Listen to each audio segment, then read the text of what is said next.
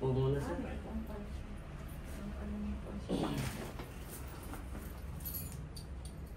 Ano pala yung body complaint natin sir? Sa shoulder? Shoulder lang. Oo.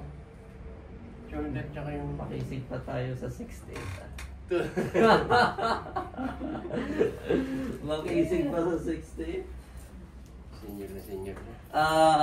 Sir, taas mo lang sir. Ano yung dalawa? Pareho ito. Parehas. Sakit dito. Weak kasi yung dito sir. Medyo kumuba kasi siya. Nag-weak yung muscle dito. Kaya lalong malay kasi ito. Malay, pareho. Tapos ang mabigat na parang may nakatagal. Oo. Spasm dito sir. Minsan kumikirot siya kahit hindi ko kinikilos. Oo sir, kasi nag-move forward kasi ito dito sir. Oo, dito ko kumikirot. Nag-move forward to siya, so contracted to. So ito siya, nagkaroon ng spasm to anterior. Ngayon, kahit ididiin to siya, masakit dito. Ang ayusin dito itong likod na makabalik siya mag-shoulder retraction. Ngayon ito siya, wala pa naman tayong pananakit sa ulo? Wala pa naman. Okay yun. Naplano kang bumili ng support shoulder eh. Yun, pinaka-importante. The best yun eh, di ba? Pinaka-kailanganin. Kasi yan Kaya siya. nabibili sa'yo online kasi nakita ko shoulder. Yung nakasupport dito. Pataas daw sir yung kamay daw, yung kung hanggang saan. Naitataas naman. Yan, pero pipigil na yan siya kasi tumatama na yan dun sa buto. May kirot ng kaunti. Kabila, Ganun din. yung pag ganito. Ito. Wala naman.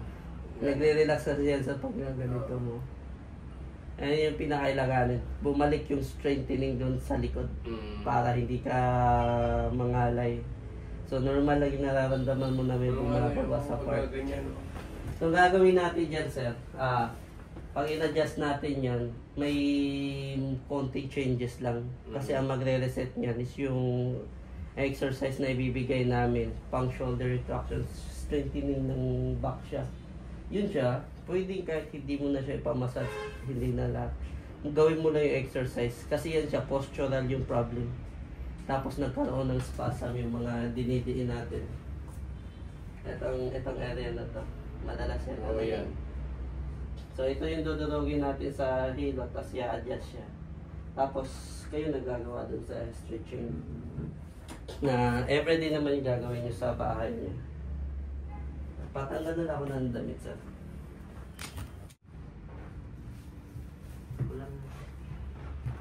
Wow.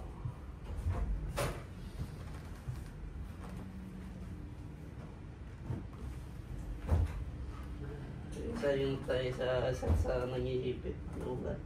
Papunta sa braso. Hinga malalim. Labas lahat.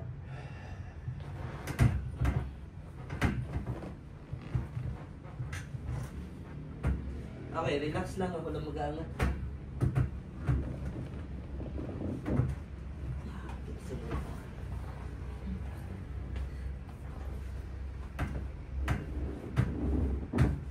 Ilan taon ba yun sa tumigil magbuhat? Yung malalim? Labas.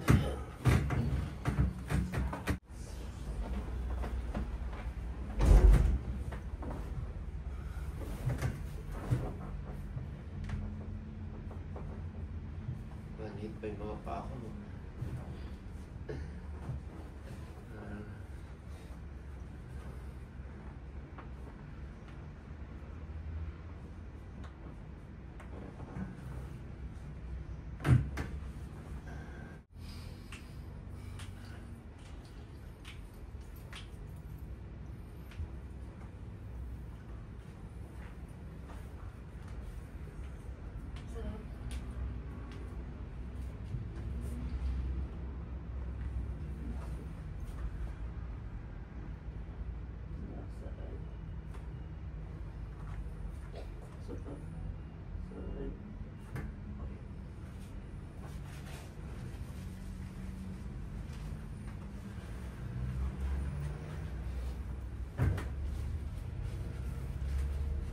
Atras tayo sa akin, pinakatuloy.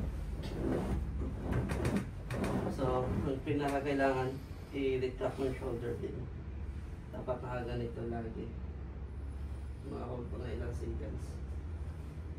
Yung lalim. Labas. Pipitikin mo ito. Ay ko, sakit.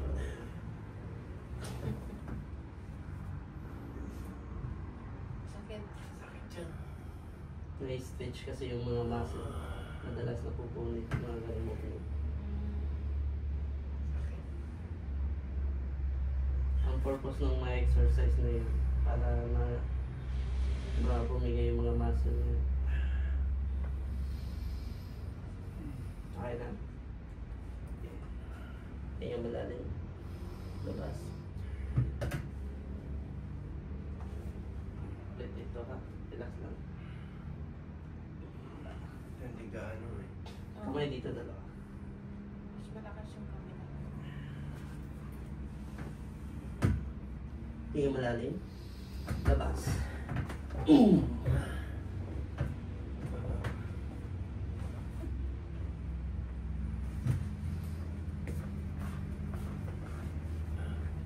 Okay, dito na lang yung ulo. Higa ka.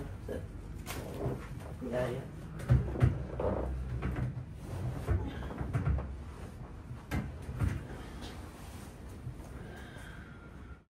Yung support doon sa ano.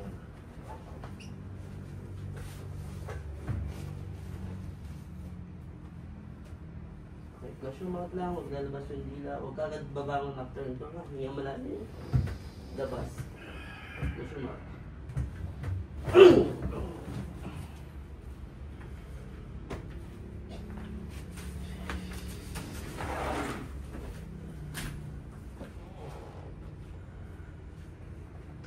Kasi magtitake kayo nun kasi yung mga in-adjust natin, yung mga lalo na yung dito, may mga napupungit kasi ng mga muscle fiber doon. Tapos yung mga hilot may nadudurog, may mga nadudurog tayo muscle Ano, fiber. Neurobion? Ano maganda? Neurobion. Neurobion.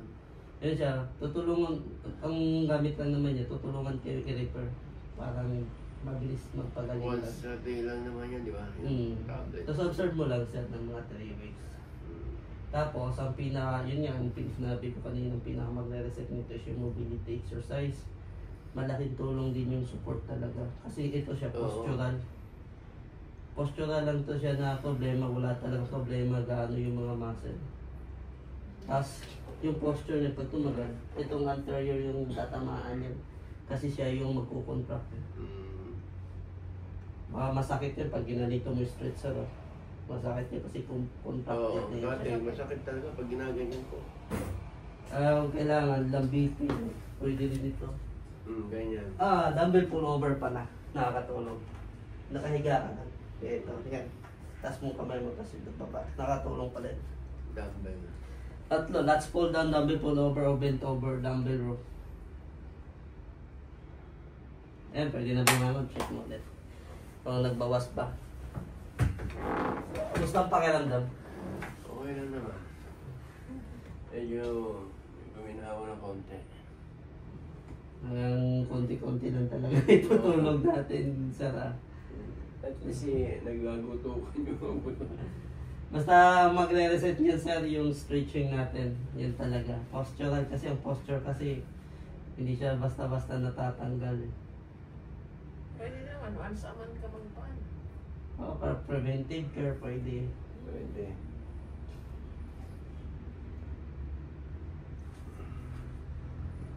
Ay, basta tutusin, maganda pa yung muscle na yan, sir. Kung hindi lang bumigay yung posture mo, wala talaga yan. Posture lang talaga bumigay. Yung stop ng ano, buhat-buhat mo kasi sumasakit na, di ba? Oo, kasi sinubukan ko magbuhat. Nagkakaroon kasi ng pinch nerve yan. Yung nerve kasi sa bicep ang umipit yan pag nakaganito na. So pag tinaas yan siya, lalo pag nag-tracing ka or overhead press, tumatama na yun siya. Oo. Kaya Kasi yung dumbbell, kasi ginaganyan ko yun. ang pinakamahalaga doon yung pullover. Oo, yung ganun. Dumbbell pullover na nakahiga ka dito. Pwede yun. Okay na? Okay na?